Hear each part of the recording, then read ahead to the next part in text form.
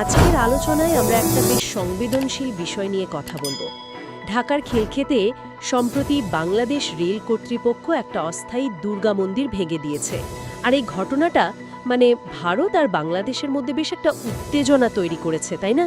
হ্যাঁ, ঠিক তাই। রেল কর্তৃপক্ষ মন্দিরটা ভেঙে দিল। হ্যাঁ, আর তার পরপরই কিন্তু ভারত সরকারের প্রতিক্রিয়াটা ছিল বেশ বেশ জোরালো। ঠিক, তারা তো সরাসরি বলছে যে এটা বাংলাদেশের সংখ্যালঘু সম্প্রদায়ের ওপর একটা আঘাত। এবং নতুন যে ইউনুস সরকার এসেছে তাদের বিরুদ্ধে একটা অভিযোগও তুলেছে যে তারা সংখ্যালঘুদের নিরাপত্তা দিতে ব্যর্থ হচ্ছে। ভারতের বিদেশ মন্ত্রকের মুখপাত্র রণধীর জয়সওয়াল, তার বক্তব্য তো বেশ কঠিন ছিল শুনেছি। হ্যাঁ, তিনি বলেছেন যে সরকার মন্দিরটা রক্ষা তো করেনি, উল্টে অবৈধ নির্মাণ এই তকমা দিয়ে বুলডোজার চালিয়ে দিয়েছে। এমনকি প্রতিমাগুলো নাকি ক্ষতিগ্রস্ত হয়েছে। ও, তো এই বক্তব্য থেকে বোঝা যায় ভারত কিন্তু বিষয়টাকে হালকাভাবে নিচ্ছে না, খুবই সিরিয়াসলি দেখছে। এখানে একটা অন্য দিকও তো শোনা যাচ্ছে, তাই না? এই মন্দিরটা ভাঙার আগে থেকেই নাকি কিছু গোষ্ঠী, যাকে বলে মৌলবাদী গোষ্ঠী, তারা এটা সরানোর জন্য চাপ দিচ্ছিল। হ্যাঁ, এইরকম একটা কথা কিন্তু বাতাসে ভাসছে, আর এটাই কিন্তু পুরো বিষয়টাকে আরো জটিল করে তুলছে। তাহলে কি ইউনুস সরকার সেই চাপের কাছে নতি স্বীকার করলো? এই প্রশ্নটা তো উঠছেই। দেখুন, এটা একটা খুব গুরুত্বপূর্ণ প্রশ্ন। যদি সত্যি এরকম কোনো চাপের মুখেই সিদ্ধান্ত নেওয়া হয়ে থাকে, তাহলে নতুন সরকারের জন্য এটা একটা বিরাট চ্যালেঞ্জ। কারণ একদিকে দেশের আইন মানা, অবৈধ নির্মাণ সরানো, এসব প্রশাসনিক বিষয় আছে। আবার অন্যদিকে সংখ্যালঘু সম্প্রদায়ের অধিকার, তাদের নিরাপত্তা, ধর্মীয় ভাবাবেগ, এই বিষয়গুলোও তো দেখতে হবে। অবশ্যই। আর এই ঘটনাটা ভারত বাংলাদেশ সম্পর্কে একটা অস্বস্তি তো তৈরি করলই, যা নতুন সরকারের জন্য একেবারে ভালো খবর নয়। আচ্ছা, ঘটনাটার কিছু বিবরণও তো বেশ চাঞ্চল্যকর।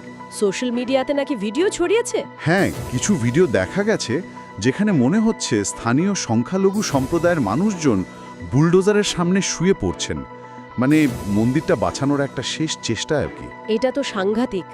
আর অভিযোগ উঠেছে যে কোনো নোটিশ দেওয়া হয়নি আগে থেকে। এটা কি সত্যি? এটাই কিন্তু একটা বড় অভিযোগ। নিয়ম অনুযায়ী তো যে কোনো উচ্ছেদ অভিযানের আগে একটা নোটিশ দিতে হয়। হ্যাঁ, তা তো বটেই। যদি সত্যি কোনো নোটিশ না দেওয়া হয়ে থাকে, তাহলে এটা একটা পদ্ধতিগত ত্রুটি, গুরুতর ত্রুটি। আর এর সাথে আরও একটা অভিযোগ কিন্তু বেশ জোরালো, যে ওই একই জায়গায় নাকি অন্য আরও কাঠামো ছিল, কিন্তু সেগুলোকে কিছু না করে বেছে বেছে শুধু মন্দিরটাকেই ভাঙা হয়েছে। শুধু মন্দিরটা? আচ্ছা। এই অভিযোগটা যদি সত্যি হয়, তাহলে সরকারের উদ্দেশ্য নিয়েই কিন্তু প্রশ্ন উঠে যায়। এটা কি সত্যিই শুধু অবৈধ নির্মাণ উচ্ছেদ, নাকি অন্য কিছু? এখানে আরেকটা পয়েন্ট আছে। দুর্গাপূজা কমিটি নাকি বলছে তারা গত বছর ওই জায়গাতেই পূজা করার জন্য রেল কর্তৃপক্ষের কাছ থেকে অনুমতি পেয়েছিল। হ্যাঁ, এই দাবিটা পরিস্থিতিকে আরও একটু ঘোলাটে করেছে। যদি অনুমতি পেয়েই থাকে, তাহলে এখন হঠাৎ অবৈধ হয়ে গেল কিভাবে? ঠিক, যদি গত বছর অনুমতি দেওয়া হয়ে থাকে, তাহলে রেলওয়ের এখনকার এই অবস্থান আর আগের অনুমতির মধ্যে তো একটা পরিষ্কার বৈপরীত্য দেখা যাচ্ছে। তো এই সব মিলিয়ে নোটিশ না দেওয়া, বেছে বেছে শুধু মন্দির ভাঙা, আবার আগের বছর অনুমতির দাবি, এই সব কিছু মিলে বাংলাদেশ সংখ্যালঘু সম্প্রদায়ের অধিকার আর নিরাপত্তা নিয়ে একটা গভীর উদ্বেগ কিন্তু তৈরি হয়েছে। আর এর প্রতিবাদও তো হচ্ছে নিশ্চয়ই। হ্যাঁ, হচ্ছে।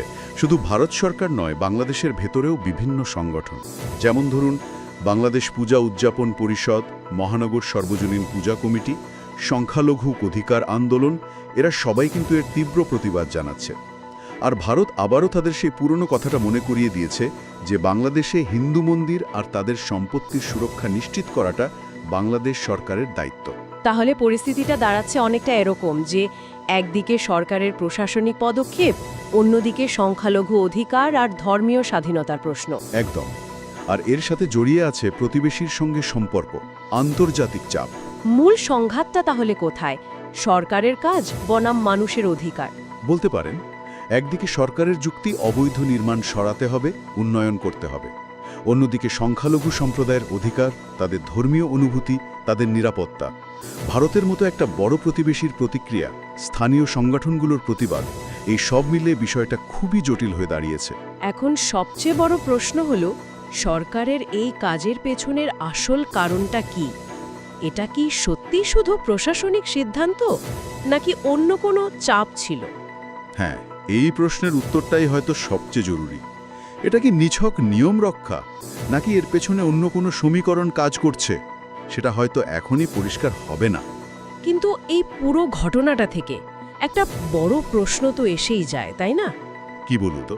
যে কোনো সরকার, শুধু বাংলাদেশ নয়, যে কোনো দেশের সরকার কিভাবে তার উন্নয়ন কাজের সাথে দেশের সংখ্যালঘু বা প্রান্তিক মানুষের ধর্মীয় বা সাংস্কৃতিক অধিকারের একটা ভারসাম্য বজায় রাখবে? খুব কঠিন প্রশ্ন।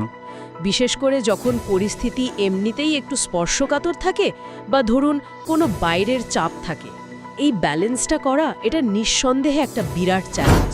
অবশ্যই। আর এই ঘটনার রেশ কোথায় গিয়ে দাঁড়ায়, সেদিকেই আমাদের নজর রাখতে হবে।